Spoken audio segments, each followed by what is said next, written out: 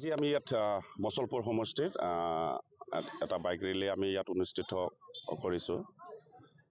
BTR piece accord 5 বছৰ সম্পূৰ্ণ হ'ল আজিৰ তাৰিখত। 2020 চনৰ 27 জানুৱাৰী তাৰিখে ভাৰত চৰকাৰ, অসম চৰকাৰ, নিখিল বড়ো ছাত্ৰ সন্থা আৰু NDFB মাজত এখন শান্তি চুক্তি স্বাক্ষৰিত হৈছিলে, যিখনক আমি বিটিআৰ শান্তি চুক্তি হিচাপে ইয়াত চিহ্নিত হৈছিল। আৰু এই শান্তি চুক্তিখনৰ আজি 5 বছৰ সম্পূৰ্ণ হ'ল আৰু এই 5 বছৰ সম্পূৰ্ণ উপলক্ষে চেলিব্ৰেশ্যন কৰাৰ কাৰণে ইয়াত বাইক ৰেলী অনুষ্ঠিত কৰা হৈছে। আৰু এই বিটিআৰ শান্তি চুক্তিখনে আমাৰ বিটিআৰ বাসীৰ কাৰণে এটা আশাৰ বতৰা কঢ়িয়াই লৈ আহিছে যে ইয়াত ইতিমধ্যে বিটিআৰ চুক্তি স্বাক্ষৰিত হোৱাৰ পিছত আমাৰ বিটিআৰত সম্পূৰ্ণভাৱে শান্তি স্থাপন হৈ গ'ল।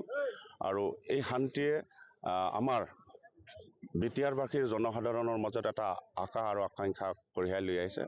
আৰু তাৰ কাৰণে ভাৰতৰ প্ৰধানমন্ত্ৰী নৰেন্দ্ৰ মোদী ডাঙৰীয়ালৈ আমি ধন্যবাদ জ্ঞাপন কৰিছোঁ। অসমৰ মুখ্যমন্ত্ৰী ডক্টৰ হিমন্ত বিশ্ব শৰ্মা ডাঙৰীয়ালৈ জ্ঞাপন কৰিছোঁ। আৰু বিটিআৰ প্ৰধান প্ৰমোদ বড়ো ডাঙৰীয়ালৈ আমি ধন্যবাদ জ্ঞাপন কৰিছোঁ।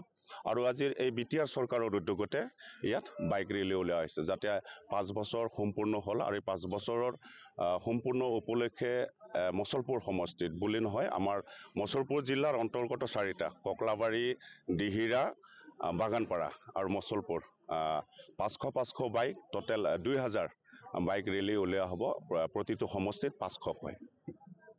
বিটিআৰ শান্তি চুক্তিৰ যিসমূহ দফা, এই দফাসমূহ সফলৰূপে কাৰ্যক্ষেত্ৰত ৰূপায়ণ হৈছে নিশ্চয় ক'ব লাগিব। কাৰণ প্ৰথম কথাই হৈছে কি যে যোৱা আগৰ সময়ছোৱাত বিটিআৰত যিহেতু ইয়াত মানে শান্তি নাছিল, অশান্তি জৰ্জৰ এটা অঞ্চল বুলি সকলোৱে কৈ পৰিছিল। আৰু ইয়াত মানুহৰ জীৱন সম্পত্তিৰ নিৰাপত্তা নাছিল, মানুহৰ মাজত সমন্বয় ভাতৃত্ববোধ নাছিলে, মানুহে ইয়াত ভয়ে ভয়ে বাস কৰি থাকিব লগা হৈছিল, হত্যা হিংসা এইবিলাক হৈ আছিলে। কিন্তু বিটিআৰ চুক্তিৰ স্বাক্ষৰ হোৱাৰ পিছত ইয়াৰ যিটো এটা পৰিৱৰ্তন সঁচাই ইয়াত যি এটা শান্তি আহিল, মানুহৰ মাজত থকা ভয় শংকা যি নাইকিয়া হৈ গ'ল।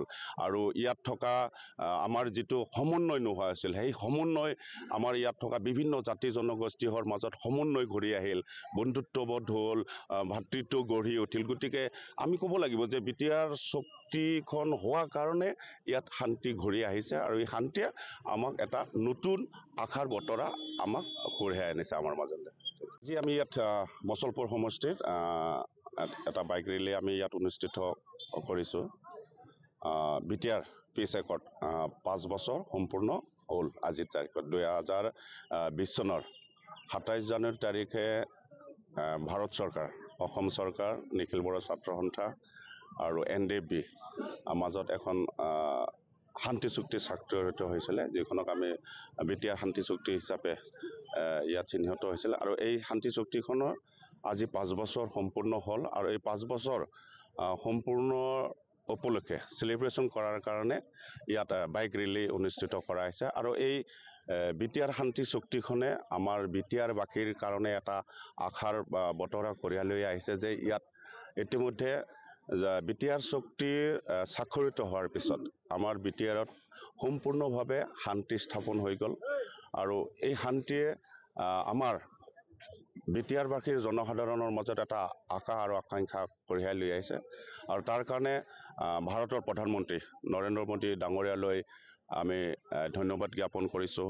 অসমৰ মুখ্যমন্ত্ৰী ডক্টৰ হিমন্ত বিশ্ব শৰ্মা ডাঙৰীয়ালৈ জ্ঞাপন কৰিছোঁ। আৰু বিটিআৰ প্ৰধান প্ৰমোদ বড়ো ডাঙৰীয়ালৈ আমি ধন্যবাদ জ্ঞাপন কৰিছোঁ। আৰু আজিৰ এই বিটিআৰ চৰকাৰৰ উদ্যোগতে ইয়াত বাইক ৰেলী উলিওৱা হৈছে, যাতে 5 বছৰ সম্পূৰ্ণ হ'ল। আৰু এই 5 বছৰৰ সম্পূৰ্ণ উপলক্ষে মছলপুৰ সমষ্টিত বুলি নহয়, আমাৰ মছলপুৰ জিলাৰ অন্তৰ্গত 4টা ককলাবাৰী, দিহিৰা, বাগানপাৰা আৰু Musalpur 500 bike, total 2000 bike rally উলিওৱা হ'ব। প্ৰতিটো সমষ্টিত 500কৈ।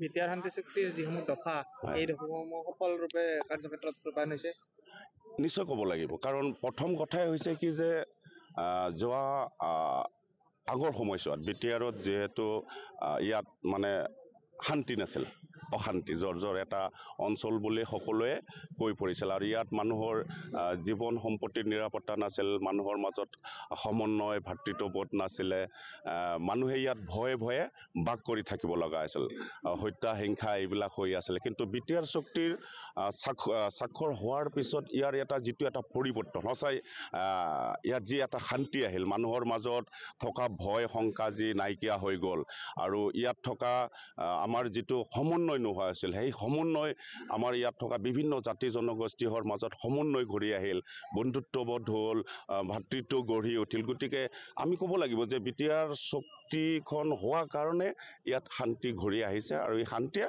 আমাক এটা নতুন আশাৰ বতৰা আমাক কঢ়িয়াই আনিছে আমাৰ মাজলৈ।